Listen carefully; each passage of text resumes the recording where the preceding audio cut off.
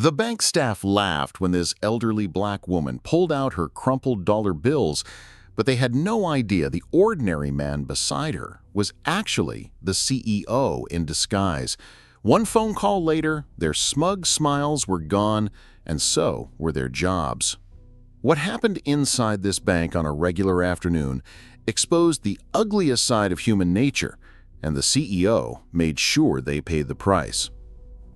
Some stories begin in the most ordinary places. A Tuesday afternoon at Metropolitan Trust Bank on Fifth Avenue in downtown Atlanta.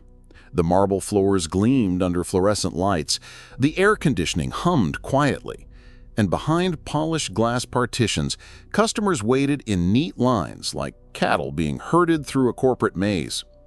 But ordinary places have a way of revealing extraordinary truths about human nature. And what was about to unfold would expose the ugliest sides of power, prejudice, and the cold machinery of corporate indifference. The clock on the wall read 2:47 p.m. Rush hour was still hours away, but the bank buzzed with that particular energy of people who had places to be and money to move. Behind the teller windows, employees moved with practiced efficiency, some with genuine smiles, others with the hollow performance of customer service training. At counter 3, Chloe Johnson adjusted her perfectly manicured nails and checked her reflection in her computer screen. 26 years old, blonde highlights catching the light, designer handbag hanging from her chair. She'd been working at Metropolitan Trust Bank for 3 years, long enough to develop opinions about which customers deserved her attention and which ones didn't. Trevor White, the assistant manager, paced behind the teller line like a general surveying his troops. Mid-30s, expensive suit, the kind of man who measured his worth by the watch on his wrist and the car in his parking space. He'd climbed the ladder at Metropolitan Trust by knowing exactly who mattered in this world and who didn't. The automatic doors whispered open, and Vanessa Grant stepped inside. 74 years old, wearing a faded blue coat that had seen too many winters, carrying a worn leather purse that had been with her since her teaching days.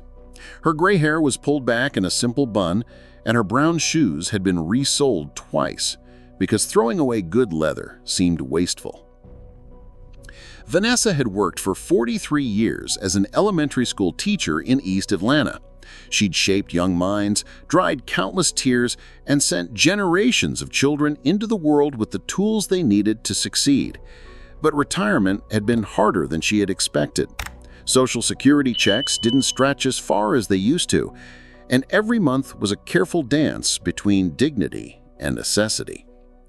Today, she clutched an envelope containing $127 in cash, tips from her part-time job cleaning offices after school hours, money that would keep her lights on for another month. She approached the information desk, her steps careful but determined. "Excuse me," she said to the young man behind the counter, her voice soft but clear. "I'd like to make a deposit, please." The information clerk, barely out of college, glanced up from his phone. His eyes took in her appearance in a single sweep, the worn coat, the careful way she held her purse, and the slight tremor in her hands that spoke of age and worry. "Deposits are at the teller windows," he said, already looking back at his screen. "Get in line." No please, no ma'am, no acknowledgement that she was a human being worthy of basic respect. Vanessa nodded, used to such dismissals. She made her way to the line behind counter 3, where Chloe Johnson was finishing up with a businessman in a $1,000 suit. The businessman's transaction involved moving significant funds between accounts, the kind of money that made tellers smile and managers take notice. Behind Vanessa, the line grew. A young mother with 2 children, a construction worker still dusty from his job site, a woman in scrubs, probably between hospital shifts. And at the very back of the line, almost invisible in his ordinariness, stood Logan Chen. 52 years old, about 30 pounds overweight, wearing a simple gray cardigan sweater that looked like it came from a department store clearance rack. His dark hair was thinning on top, and wire-rimmed glasses perched on his nose gave him the appearance of a middle school teacher or an accountant. In his hand, he carried a small notebook and a pen. the kind of details that made him blend into any crowd. Logan had been the CEO of Metropolitan Trust Bank for exactly 6 months. He'd taken over from his predecessor amid promises to shareholders about getting back to community values and remembering the banking is about people, not just profits. But Logan Chen had learned something in his 25 years in banking. The real culture of a company wasn't found in boardrooms or policy manuals. It lived in the small interactions between employees and customers when they thought nobody important was watching. That's why he was here, in a discount store cardigan, with a notebook instead of a briefcase, waiting in line like any other customer. His executive team thought he was at a conference in Chicago. His secretary had blocked out his entire afternoon for external meetings.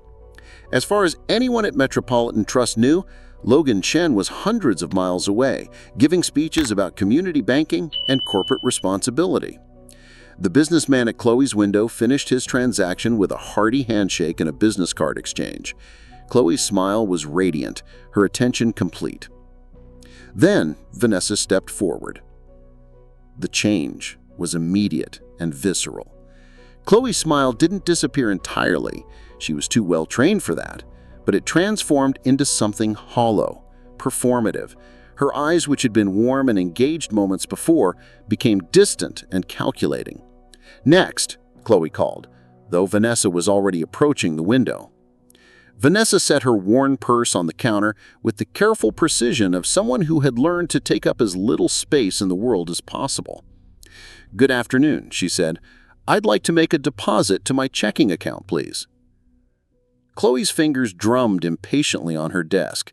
Behind the polite mask, her thoughts were already elsewhere. This was going to be a small transaction, she could tell just by looking at Vanessa. Small transactions meant small commissions, and small commissions meant Trevor White would pass her over when it came time for performance reviews. "Account number." Chloe asked, her tone professional but cold.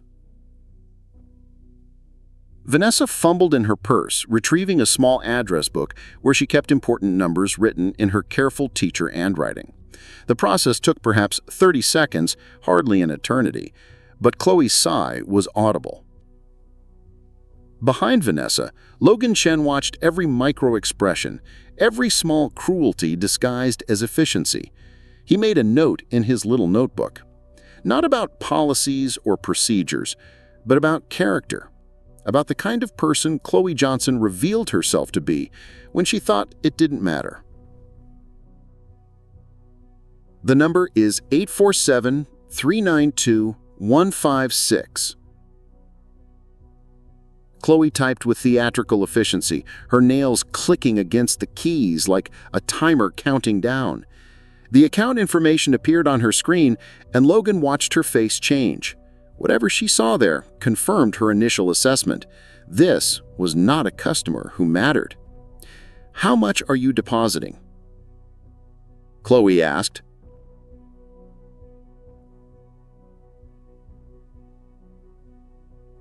Vanessa opened the envelope she'd been guarding carefully.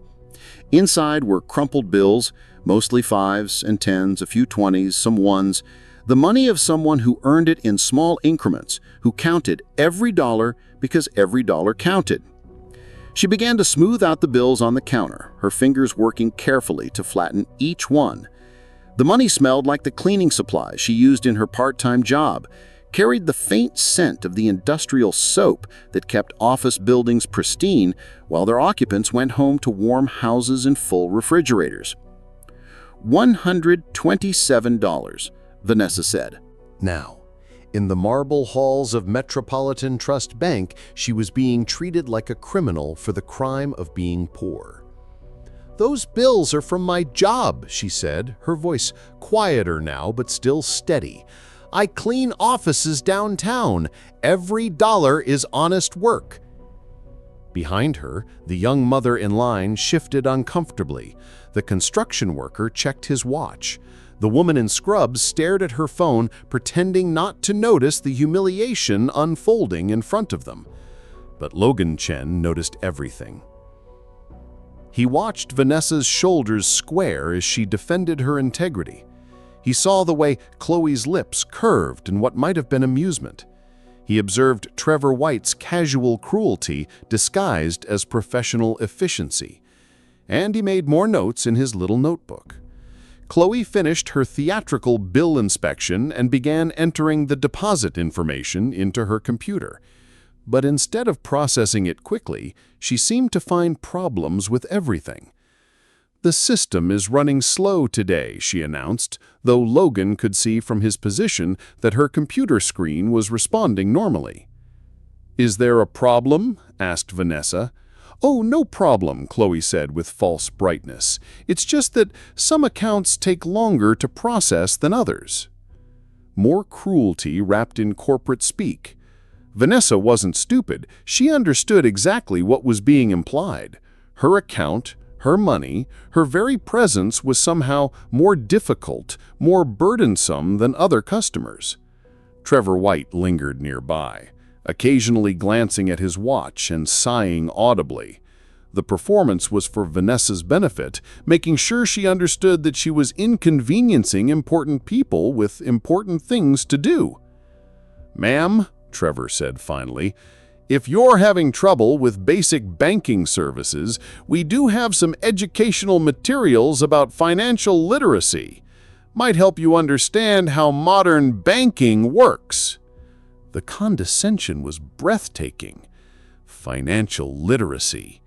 As if Vanessa, who had managed a household budget for 50 years, who had put 2 children through college on a teacher's salary, who had navigated the complexities of pension plans and Social Security and Medicare, somehow didn't understand how modern banking works. Behind them all, Logan Chen had seen enough. Actually, he'd seen too much. He watched Vanessa's shoulders tremble slightly as she placed them flat on the counter, steadying herself against the waves of humiliation washing over her. He saw the way other customers had turned away, unwilling to witness her dignity being stripped away dollar by crumpled dollar. And he saw Chloe Johnson and Trevor White, employees of his bank, people whose salaries he ultimately paid, treating a vulnerable elderly woman like she was somehow less than human because she didn't fit their definition of a valuable customer. Chloe finally, mercifully, completed the deposit. She slid the receipt across the counter with the air of someone performing an enormous favor. "Your new balance was $1,847.23. Try to keep better track of your spending so you don't end up with such small deposits next time." The final insult. As if Vanessa's careful saving, her part-time work in her 70s, her determination to remain independent was somehow a personal failing rather than an act of remarkable courage. Vanessa took the receipt with hands that shook only slightly. She said thank you because, despite everything, her mother had raised her to be polite. She turned from the counter, her worn leather purse clutched tightly, her dignity battered but not broken. As she walked toward the exit, Logan Chen watched her go. Watched the way she held her head high, despite the humiliation. Watched the strength it took to maintain grace under such casual cruelty. And then he stepped forward. "Excuse me," Logan said, his voice quiet but carrying clearly through the marble-floored lobby. Chloe looked up from her computer, already preparing her professional smile for the next customer. Trevor White had moved on to harass another teller about efficiency metrics. The bank's normal rhythm was reasserting itself, as if the previous 10 minutes of systematic humiliation had been just another routine transaction. "How can I help you today?" Chloe asked, her tone warmer now.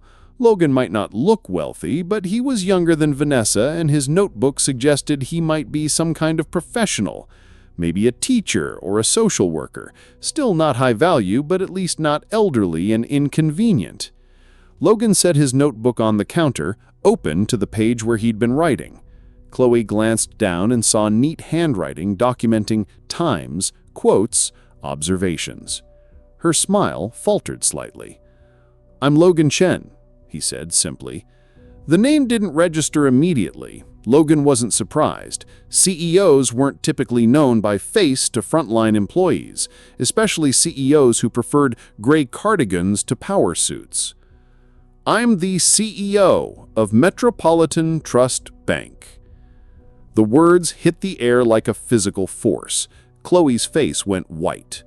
Behind her, Trevor White's head snapped up from whatever performance he was conducting. "I'm sorry? What?" Chloe managed, her voice barely above a whisper. Logan pulled out his wallet and placed his corporate ID on the counter. Logan Chen, Chief Executive Officer, Metropolitan Trust Bank. The photo matched the man in the gray cardigan standing in front of her. The silence that followed was deafening. Other customers in line began to notice something was wrong. The woman in scrubs looked up from her phone. The construction worker stepped slightly closer, sensing drama. Trevor White materialized beside Chloe's counter, as if summoned by corporate panic. His face, which had been smugly confident moments before, now looked like he'd seen a ghost. "Mr. Chen, sir, we didn't know you were... we weren't expecting..." Logan raised his hand, cutting him off. His voice remained calm, conversational even. "I was watching Mrs. Grant's transaction." He gestured toward the exit, where Vanessa had disappeared. "I watched how you treated her. I listened to every word you said to her. I saw how you made her feel." Chloe's breathing became shallow. Her hands fluttered uselessly over her keyboard as if she could somehow undo the last 15 minutes. "Sir, I was just following standard procedures," she said, her voice cracking. I didn't mean..." Logan opened his notebook and began reading from his careful notes. "At 2:52, you sighed audibly when Mrs. Grant took 30 seconds to find her account number. At 2:54, you made a comment about her bills being worn, implying they might not be legitimate. At 2:57, Mr. White suggested she needed financial literacy education." Each observation was delivered in the same calm tone, but their cumulative weight was crushing. Trevor White's expensive suit suddenly felt like a costume he'd been caught wearing. "At 2:59, Logan continued, you told a 74-year-old woman who's worked her entire life that she should keep better track of her spending so she wouldn't end up with such small deposits next time." Logan closed the notebook and looked directly at Chloe, then at Trevor. "That woman," he said, "taught elementary school for 43 years. She shaped hundreds of young minds, including minds that probably grew up to become your customers. She's working part-time in her 70s because Social Security doesn't cover all her expenses, and she's too proud to ask her children for help." The lobby had gone quiet. Other customers were openly staring now, sensing they were witnessing something extraordinary. "She came to our bank," Logan continued, "to deposit money she earned by cleaning offices after most people her age are asleep. Honest work, hard work, work that deserves respect." Chloe was crying now, quiet tears sliding down her cheeks. Trevor White looked like he might be sick.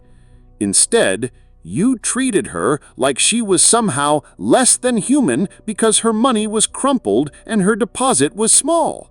You humiliated her in front of other customers. You questioned her integrity. You made her feel ashamed for being poor." Logan's voice grew harder, though it never rose above conversational volume. "That is not who we are. That is not what Metropolitan Trust Bank stands for, and that is not what I will tolerate from employees who represent this company." He pulled out his phone. "Chloe Johnson," he said, scrolling through his contact. "Employee ID 7749.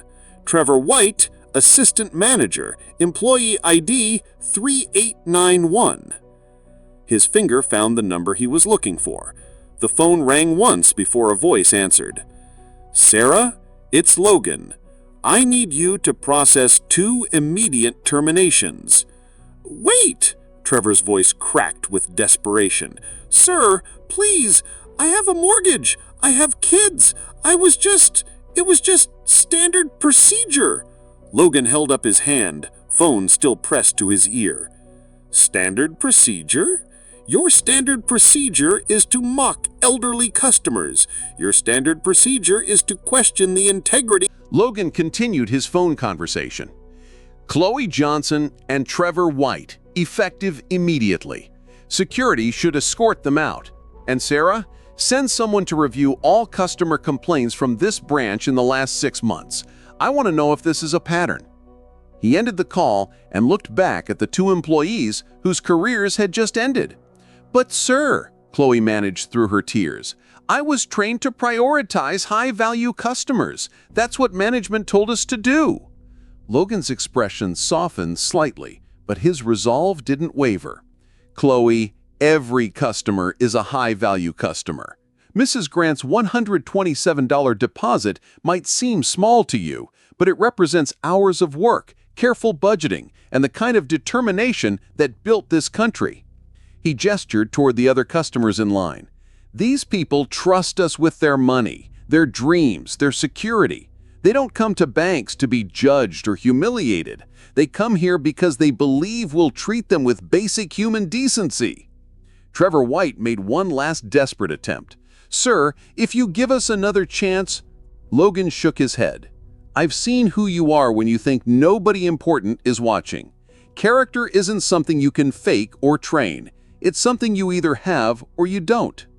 He looked around the lobby, addressing not just the fired employees, but every customer and staff member within earshot. Let me be clear about something. Metropolitan Trust Bank serves everyone. The person depositing $100 gets the same respect as the person depositing $100,000. Age, race, appearance, account balance, none of that matters. What matters is that we're here to serve our community, all of our community. Security arrived with impressive speed. Clearly, Sarah had made the terminations a priority. 2 guards approached the teller area with professional discretion. Logan turned back to Chloe and Trevor. Someone from HR will contact you about final paychecks and benefits, but your time at Metropolitan Trust Bank is over. As the security guards escorted the former employees toward the exit, Logan addressed the remaining staff. I want everyone to understand something. This isn't about making examples or ruling through fear.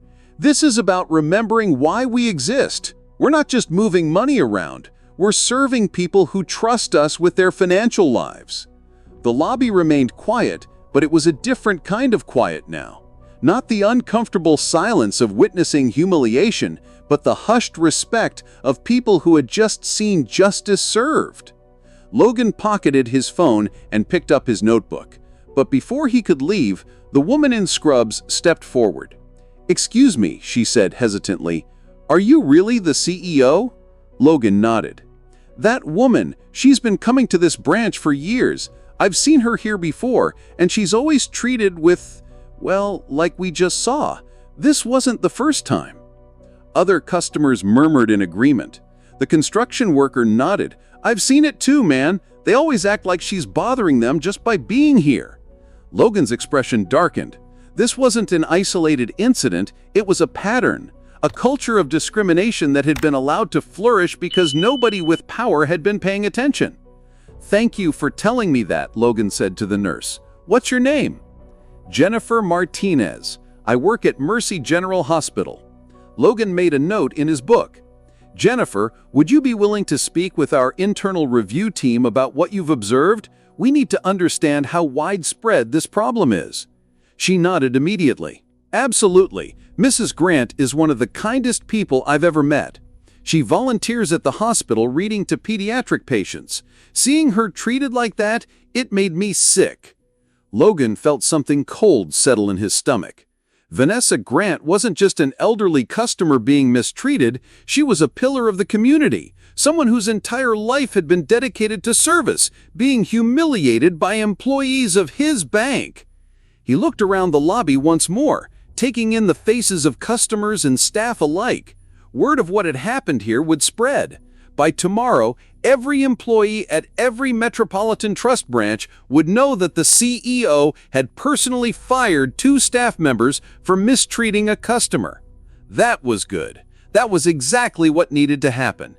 But first, he had something else to do. Logan Chen walked out of Metropolitan Trust Bank with the measured pace of a man who had made a decision that would change everything. The afternoon sun was beginning to slant through the downtown Atlanta streets, casting long shadows between the buildings. Traffic hummed with the steady rhythm of a city in motion, but Logan's focus was entirely on the elderly woman somewhere ahead of him on the sidewalk. He had fired 2 employees in the span of 5 minutes. He had exposed a pattern of discrimination that probably extended throughout his company. He had made decisions that would ripple through Metropolitan Trust Bank for months to come. But none of that mattered as much as finding Vanessa Grant. Logan's mind raced as he walked. He'd been CEO for 6 months, and in that time he had attended dozens of meetings about customer service, diversity and inclusion, community outreach. He had approved training programs and policy revisions. He had signed off on marketing campaigns that promised banking with heart and serving every customer with respect. All of it had been meaningless. Corporate theater. The real culture of his company lived in the small cruelties he just witnessed. And somewhere in downtown Atlanta, a 74-year-old woman was walking home with her dignity shattered by employees who drew their paychecks from his company. Logan quickened his pace. Vanessa couldn't have gotten far. Elderly women don't typically race away from banks, even after being humiliated. She was probably walking to a bus stop or a parking garage, carrying the weight of what had just happened to her. He found her 2 blocks away, sitting on a bench at a MARTA bus stop. Her hands were folded in her lap, her worn leather purse beside her, and she was staring straight ahead with the expression of someone trying very hard not to cry in public. Logan approached slowly, not wanting to startle her. "Mrs. Grant," he called. She looked up, and he could see the confusion in her eyes as she tried to place him. Just another face from the bank, probably. Someone who had witnessed her humiliation and was now, coming to offer pity? "My name is Logan Chen," he announced. "I was in line behind you at the bank." Vanessa's shoulders tensed slightly. She'd had enough interaction with strangers for one day.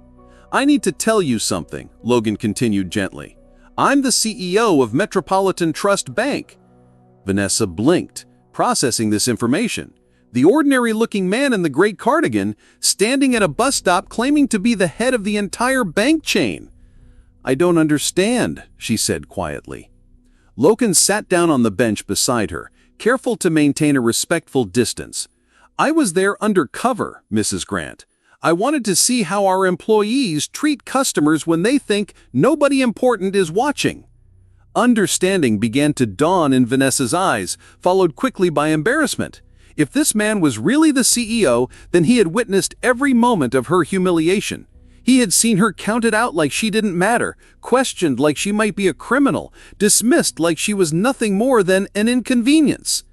"I'm so sorry you had to see that," she said, and Logan felt his heart break a little at the apology. She was apologizing to him for being mistreated by his employees. "Mrs. Grant," Logan said firmly, "you have nothing to apologize for. Nothing.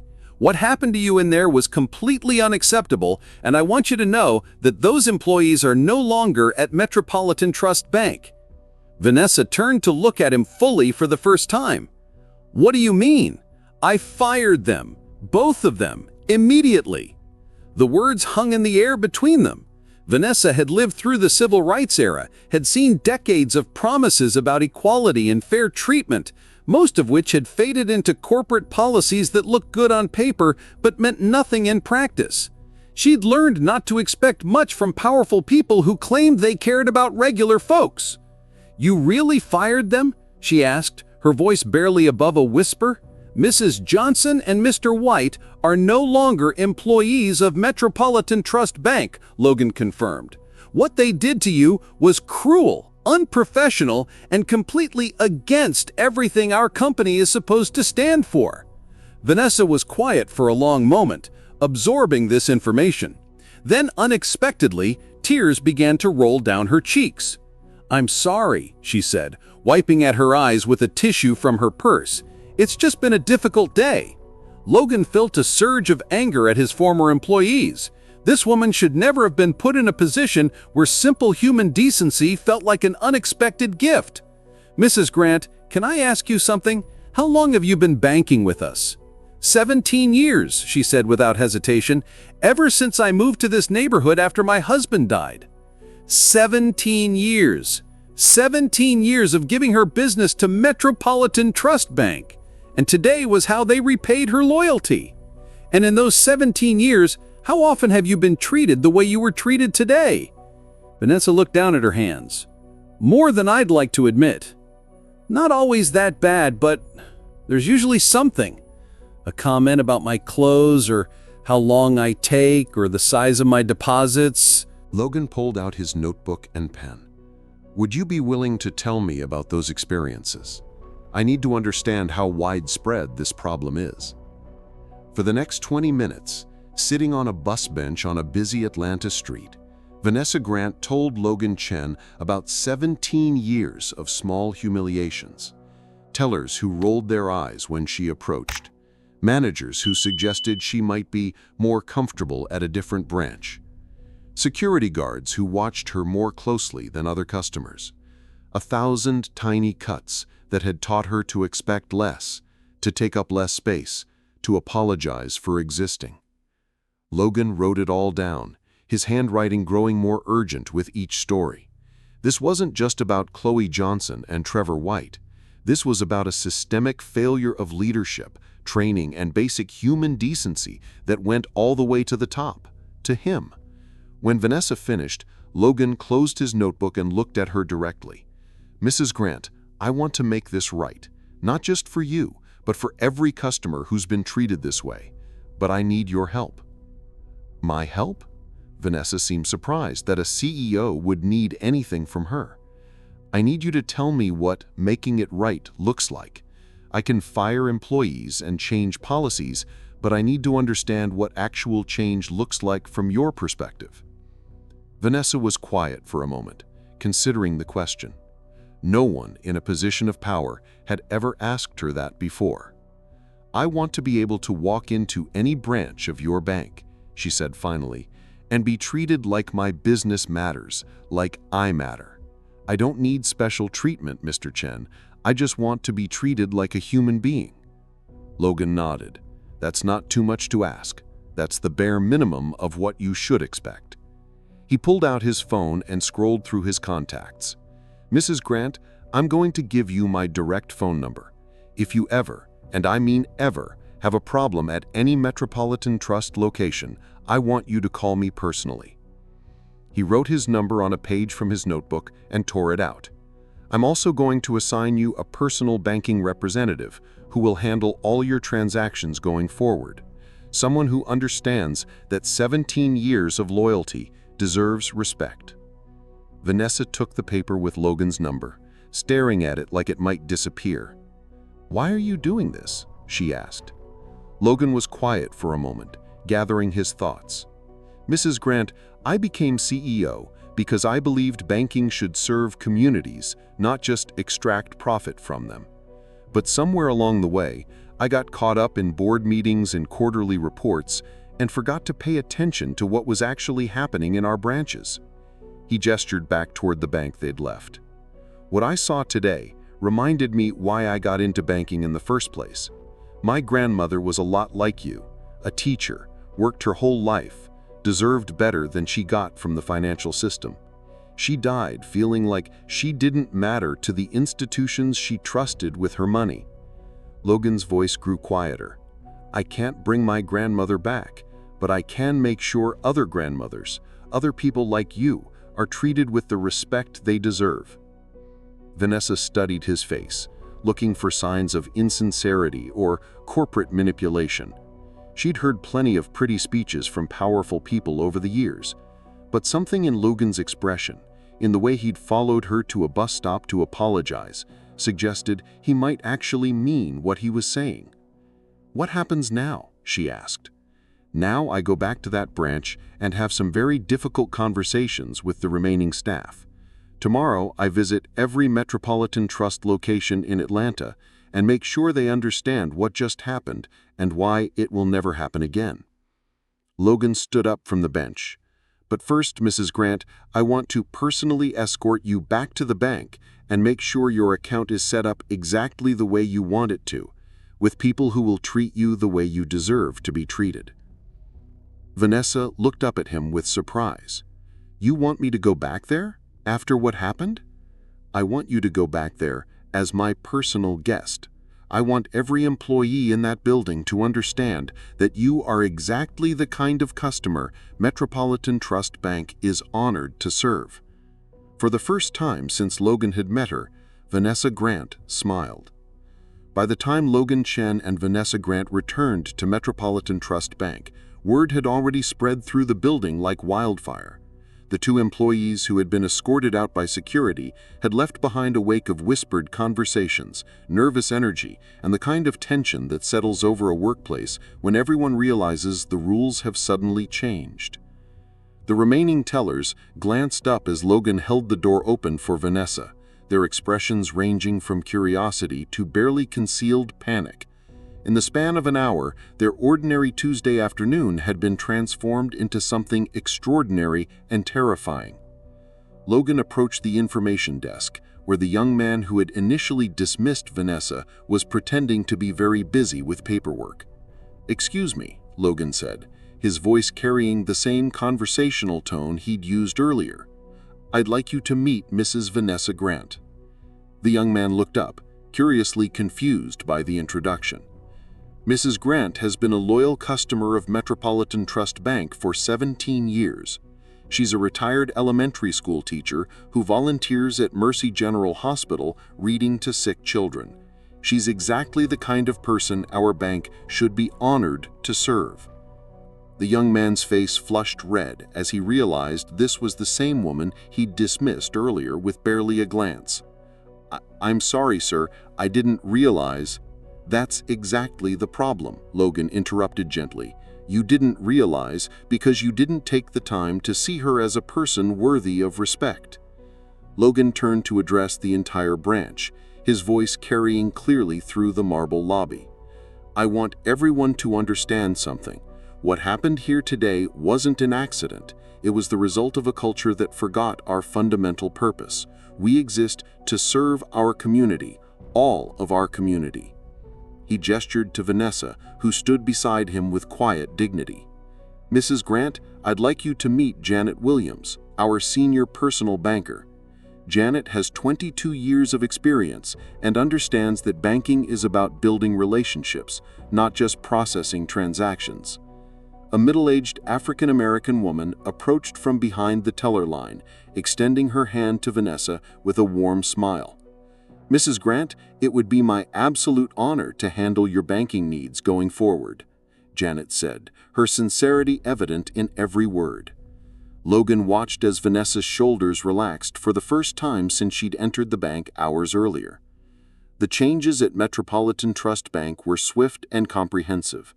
Logan instituted mandatory customer service training focused on dignity and respect.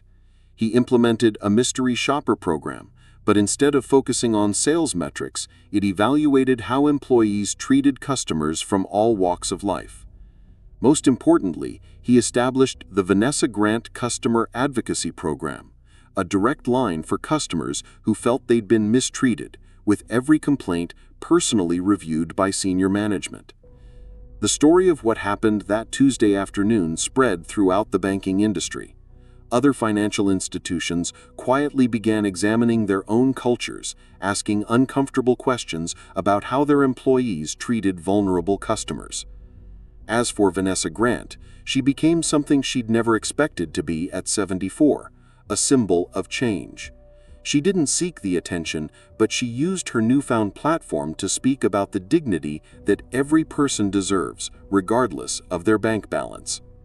6 months after that transformative afternoon, Logan received a handwritten letter on elementary school stationery, the kind with wide lines and friendly fonts, designed for young learners.